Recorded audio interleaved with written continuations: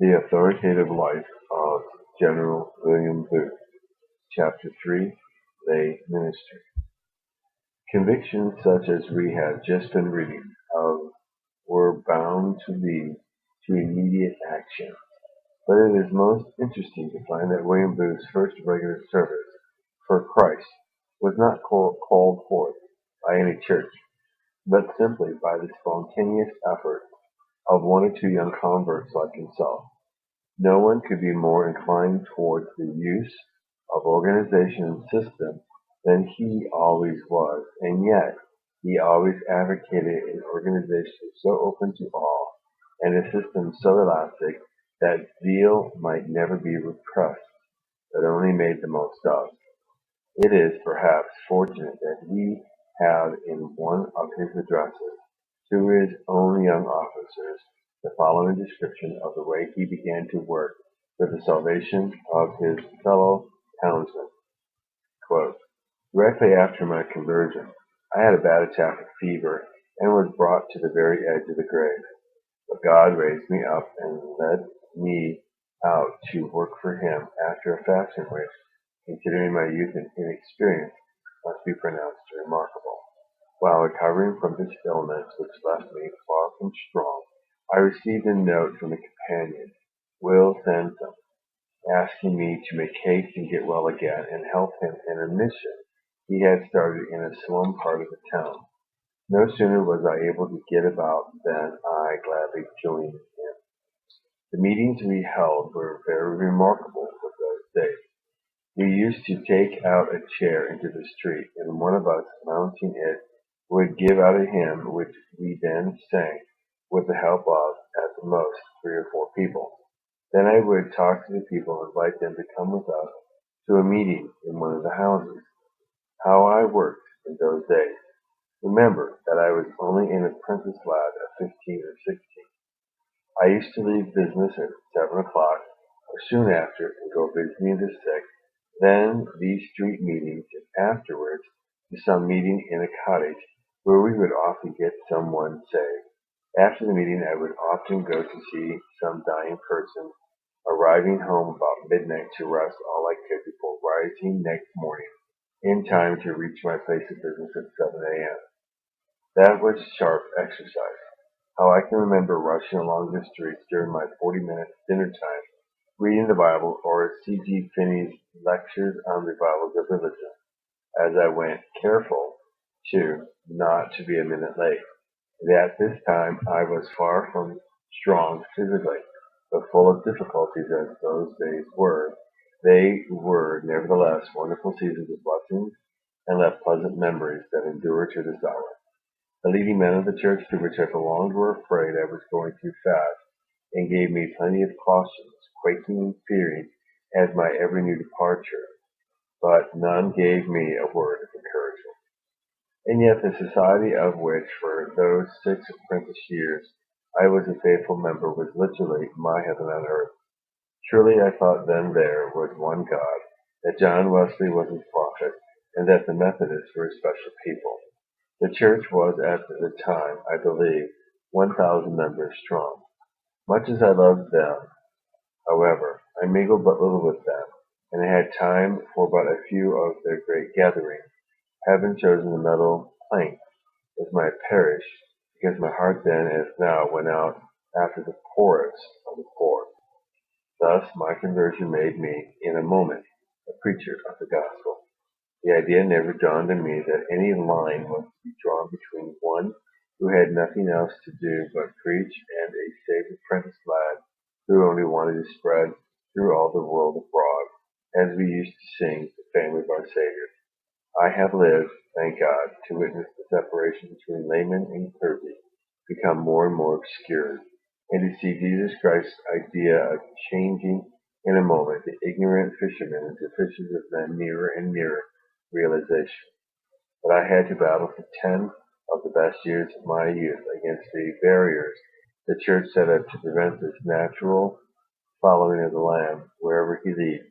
At that time they all but compelled those who wished to minister to the souls of men to speak in unnatural language and tones, and adopt habits of mind and life which so completely separated them from the crowd as to make them a sort of princely caste, whom the masses of every clime outwardly reverenced and inwardly despised. Lad though I was, a group of new converts and other earnest souls soon gathered around me, and greater things seemed to be ahead when a great trial overtook me. The bosom friend already referred to was then taken from my side.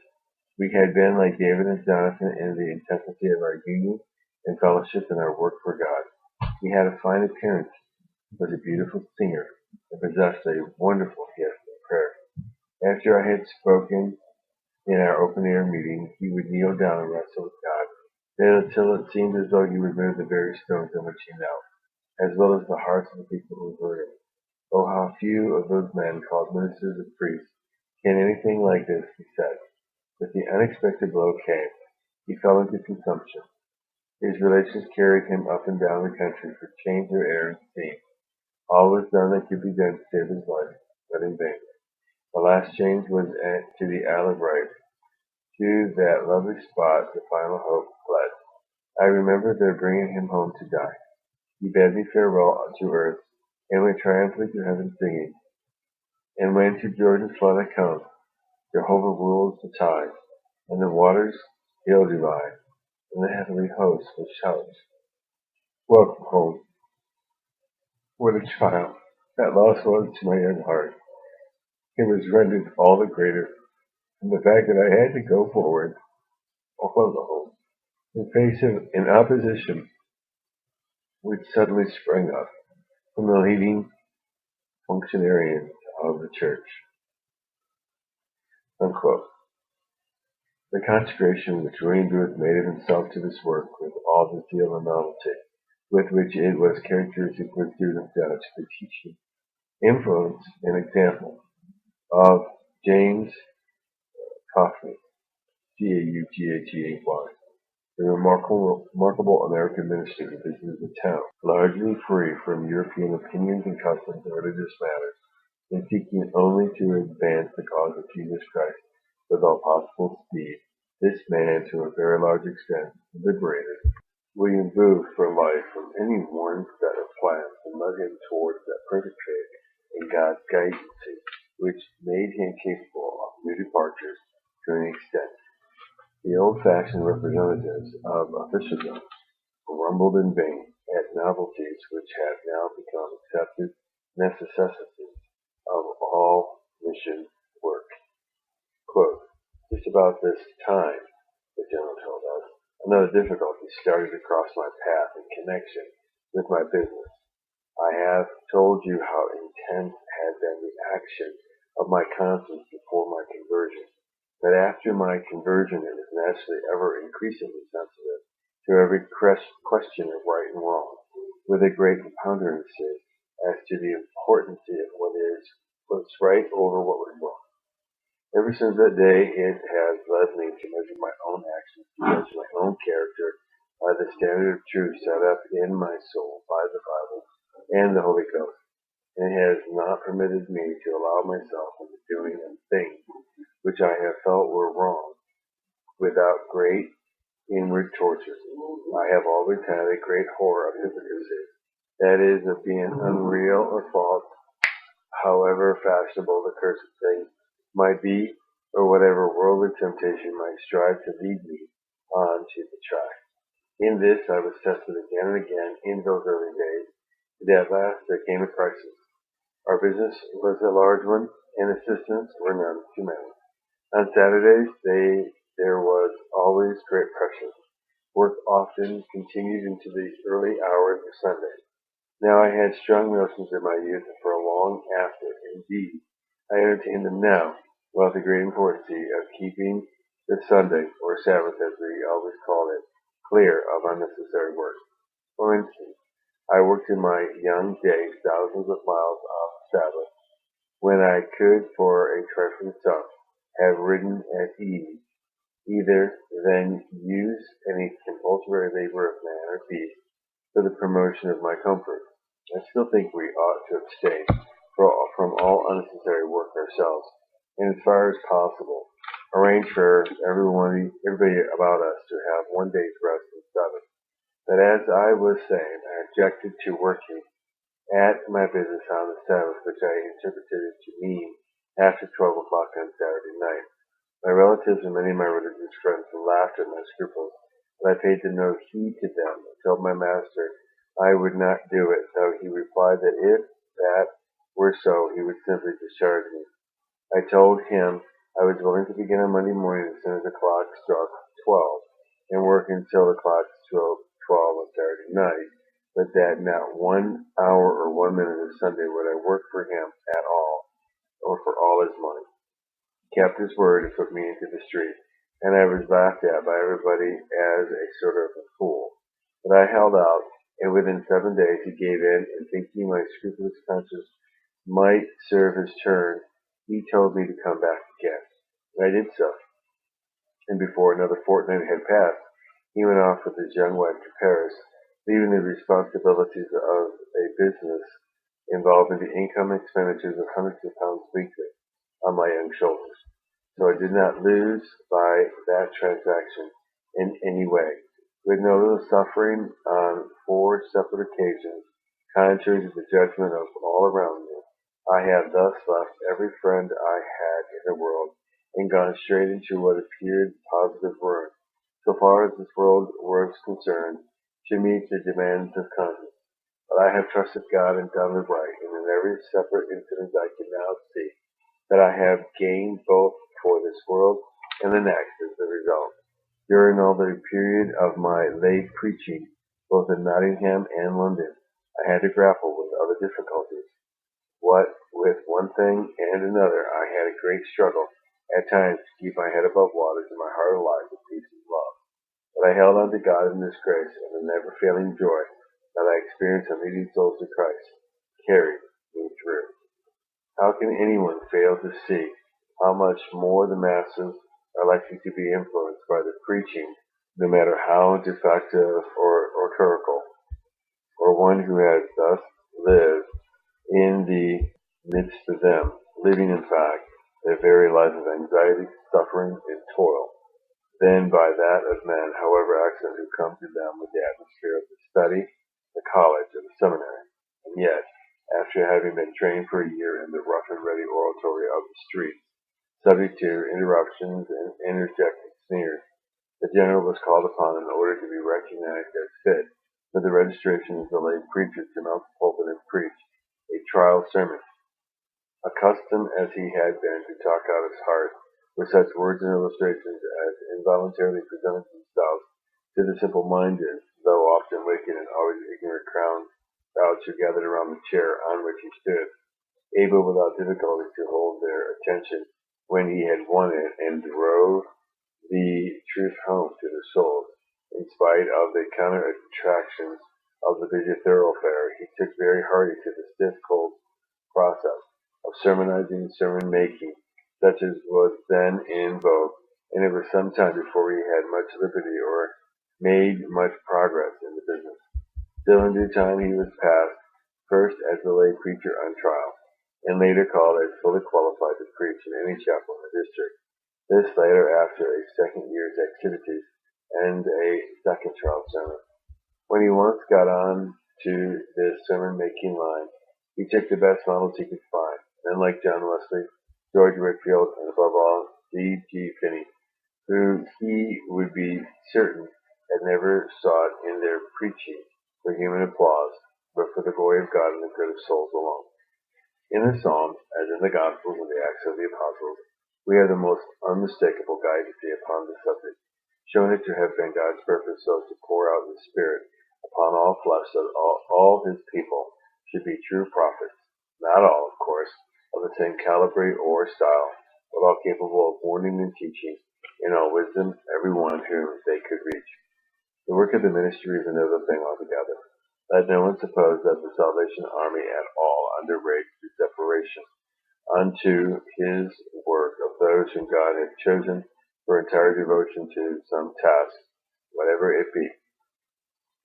As to those whom we take away from their secular calling to become officers, I will only say that we judge of their fitness not only by their ability to speak, but by their having proved themselves be so devoted to the poor that we can rely on their readiness to act in service of the very neediest in any way that lies within their power.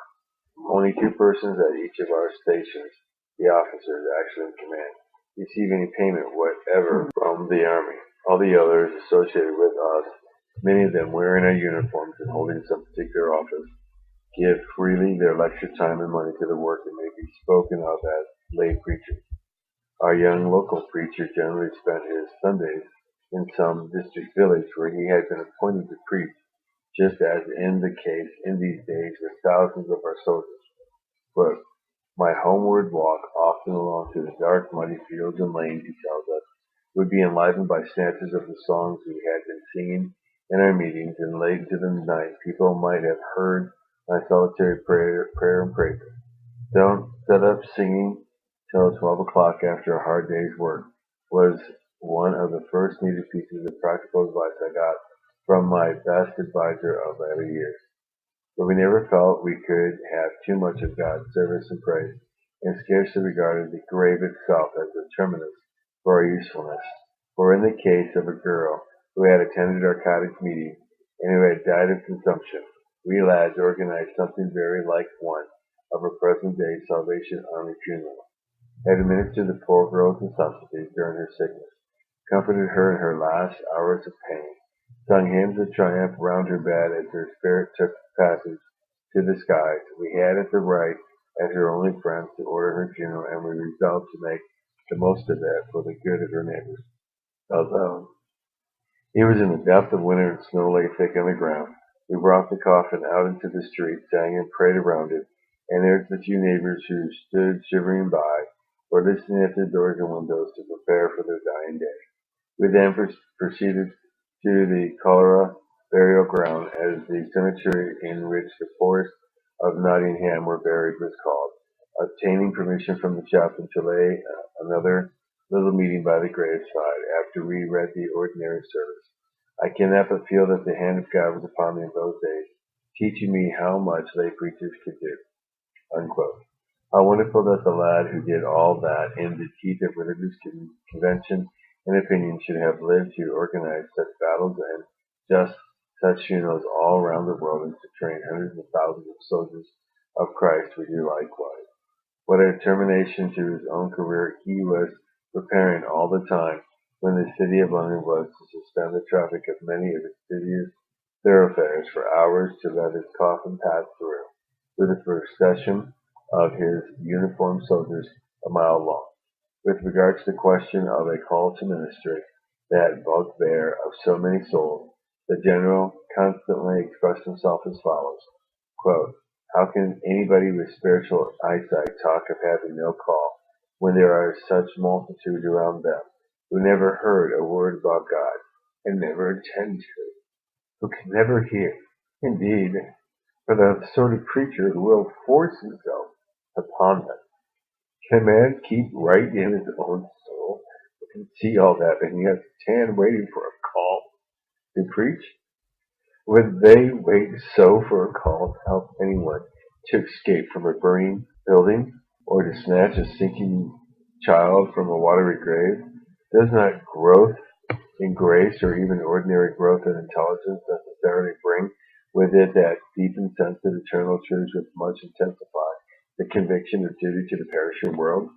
Does not an unselfish love, the love that goes out towards the unloving, demand of a truly loving soul immediate action for the salvation of the unloved? And are there not persons who know that they possess special gifts, such as robust health, natural accuracy, or power of voice, which specially made them responsible for doing something for souls?